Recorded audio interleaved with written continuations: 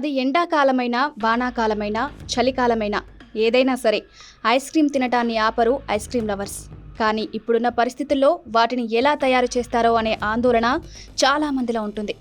గతంలో ఐస్ క్రీముల్లో పురుగులు కనిపించిన ఘటనలు చాలా చూసాం. కానీ ఇప్పుడు మానవ అవయవాలు కూడా వస్తున్నాయి. తాజాగా ముంబైలో ఐస్ క్రీమ్ ఆర్డర్ పెట్టిన ఓ కస్టమర్కు చేదు అనుభవం ఎదురైంది.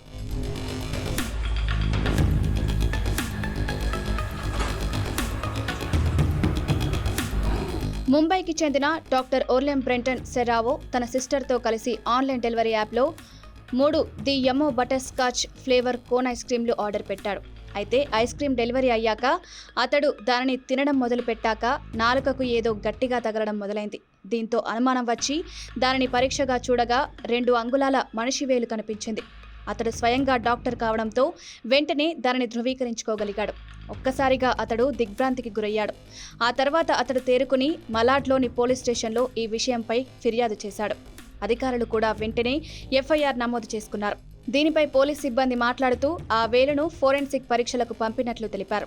ఇక ఆ ఐస్ క్రీం తయారు చేసిన సంస్థ ప్రాంగణంలో కూడా తనిఖీలు నిర్వహిస్తామని చెప్పారు. ఈ విషయాన్ని తాము తీవ్రంగా పరిగణిస్తున్నట్లు పేర్కొన్నారు.